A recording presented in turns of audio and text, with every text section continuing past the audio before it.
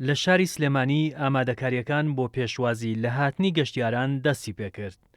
بەڕێوەبەراتی گەشت و گوزاری سلێمانیش پێشبینی دەکات لە ڕۆژانی جەژنی نەورۆزدا ژمارەیەکی زۆر گەشتیار ڕوو لە پارێزگای سلێمانی بکات.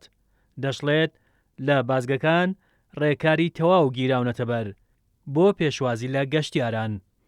وەکو ئامارێکی سەرەتایی ئێمە پێشبینی هاتنی گەشتارێکی زۆرەکەین چکە ئامار وەکو ئەم شەو بە دوواداچوونمان لە ئوتێلەکانی پارێزگای سلێمانی کردو لە ١٨ ئۆتێل و مۆتێلەکان خەڵک و میوانی لێ بووە. پێشبینیەکەین ئەمڕۆ هەموو هۆتێلات و مۆتێلات و شوێنە گەشتیارەکان لە سنووری پارێزگای سلێمانی پڕ بن لە میوانێکی زۆر دێت لە پارێزگاکانی خوار و ناوەڕاستی عێراق و بەشێکیش لە ڕۆژهەڵاتی کوردستانەوە یەن بۆ سنووری پارێزگای سلێمانی.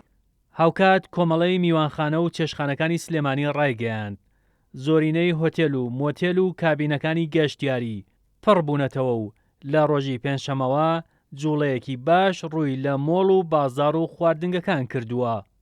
بە دوواداچوونمان بەردەوامە وەسپات بۆ خوای گەورە لە دوێنێشەوە جوڵەیەکی باشەیە و تا ئەم شەویش من خۆم لەگەڵ چەند کەسێک لە ئەندامانی دەستەی کاریگەڕی کۆمەڵە سەردانی کۆمەڵێ میوانخانەمان کردووە کە زۆر باشە و تەمەناش ئەەکەم لە ڕۆژانی ئایندەدا گەشتارێکی زۆر ڕووکاتە شاری سلێمانی.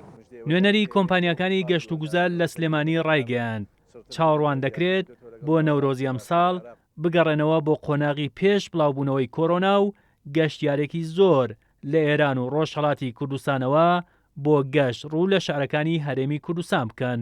مژدەوەدان پێدەین کە وەکو ساڵی 2009 گرێبەستەکانمان شڕتر کردوێتەوە زیاتر کردوێتەوە لەگەڵ ناوەڕاست و باشووری عێراق و لەگەڵ وڵاتی ئێرانە دوای ئەوەی کە دوو جار سەردانی ئێرامان کرد ئیمساڵ ئەبینن کە گەشتیارێکی زۆر لە وڵاتی ئێرانەوە لە وڵاتی ئێرانەوە سەردانی سلێمانی و شاری هەولێریش دەکات. هاوکات عەلی ڕەوف بەڕێوەبەری گشتی گەشت و گوزاری سلێمانی ڕایگەیاند هەندێک دەنگۆ لەبارەی بەرزبوونەوەی نرخی شوێنە گەشتیارەکان بڵاو کراونەتەوە کە دوورن لە ڕاستیەوە و تیمەکانیشیان بەردەوامن لە بەدواداچوون. وتیشی هەر دووکان و ناوچەیەکی گەشتیاری هەوڵی قۆڕەخکار بدات تا ئاسی داخستنی شوێنەکەی ڕوبەڕووی سزا دەبێتەوە. سەبارەت بە خاڵێک کە پێم گرنگ بوو باسی بکەم نرخەکان بوو کە گوایە لە هەندێک شوێن لێرە و لەوێ باس لە قۆڕەخکاری و بەرزکردنەوەی نرخ کراوە. ئێمە دوێنێ بۆ خۆمان لە قەزای دوکان سەردانمان کرد بە دوواداچوونمان کرد لەگەڵ بەڕێوەبەری گەشت و گوزاری دوکان و بە ئامادەبوونی چەند کەناڵێکی ڕاگەاندن.